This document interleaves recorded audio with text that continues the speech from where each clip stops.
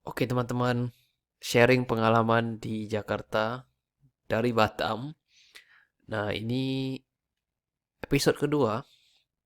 Nah hari ini tuh gua ke dealer motor di Jakarta dan gua tuh pengen beli PCX tahun 2023 yang warna gold emblemnya.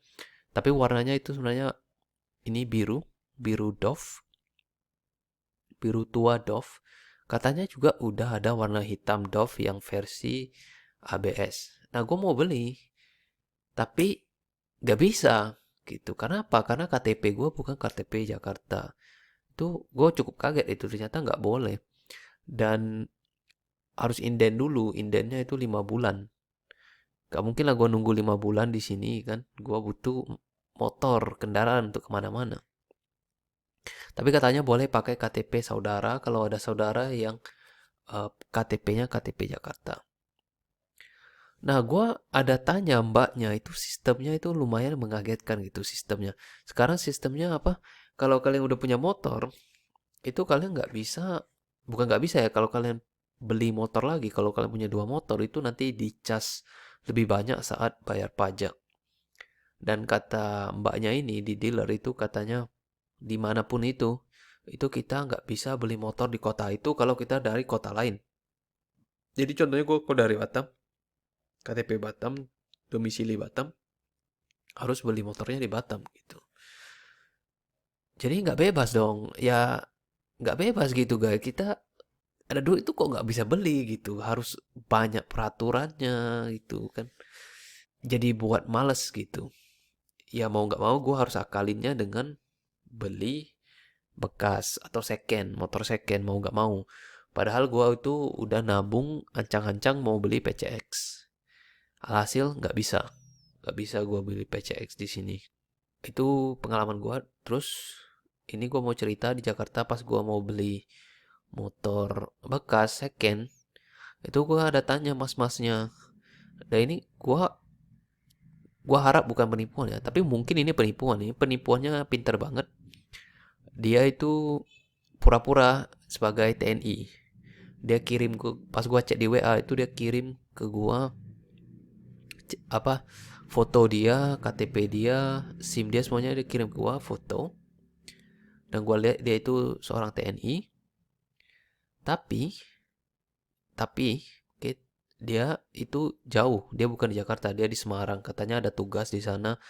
Dan dia bilang, bang, abang kalau betul mau motornya ini saya kirim, oke, alam apa, tanda bukti pengiriman motor saya dari Semarang ke Jakarta, tapi abang harus kirim ke saya KTP, SIM, sama setengah dari harga motor. Harga motornya 7 juta. Itu gue pikir, wih kok murah banget ini.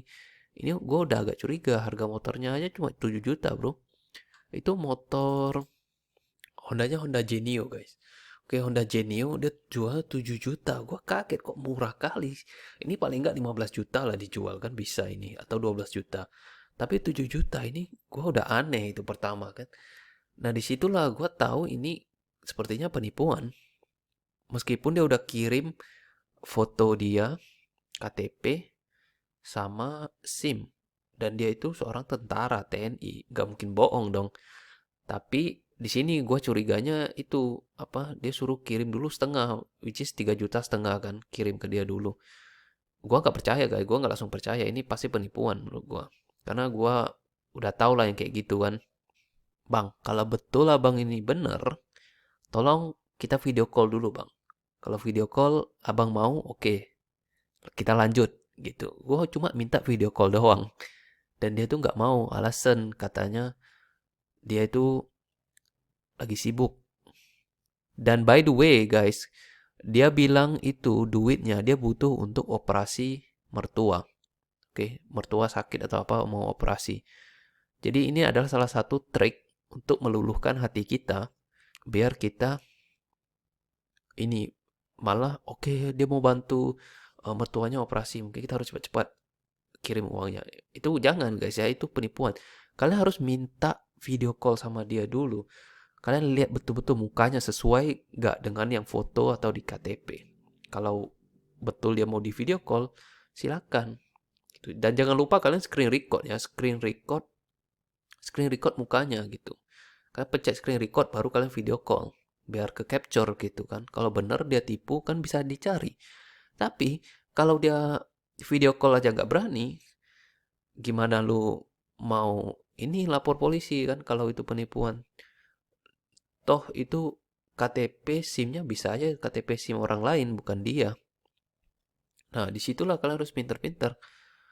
Dan dia bilang sibuk, gue bilang oke bang. Kalau abang sibuk, oke nggak apa-apa. Gue kasih kelonggaran. Setidaknya kirim foto selfie abang ke gua dengan gambaran tangan kayak gini. Gua ada kirim dia foto. Namanya selfie gesture guys ya, selfie gesture. Nah, gua suruh dia kayak gini. Udah, lu kalau betul sibuk, selfie aja paling 5 detik doang. Oke, buka kamera selfie kirim ke WA. Dia chatnya panjang itu masih ada waktu guys. Tapi selfie untuk 5 detik gak ada waktu dia bilang. Bang kalau abang gak percaya udah bang gak apa-apa. Bro, gue ini bukan percaya atau nggak percaya bro, ini logika bro. Gue sebelum kirim lu 3,5 juta, setidaknya hal 5 detik ini untuk membuktikan lu itu asli harus lu lakukan gitu. Kalau dia gak berani, banyak alasan, itu penipuan guys, penipuan. Meskipun alasannya itu buat operasi mertua, itu bisa alasan apapun itu buat meluluhkan hati kita.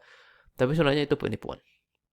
Oke, gue mungkin kasih screenshot di sini biar kalian ngerti. Jadi ya kalau kalian udah banyak pengalaman mungkin bisa lah kalian ini mengetahui mana yang scam, mana yang bukan. Oke, mana yang betul niat nipu, mana yang bukan. Apalagi kalau kalian pemain aplikasi hijau, kalian pasti sudah peka gitu kan. Banyak sekali modus-modus penipuan itu. Kita harus pikir secara logika, guys. Oke.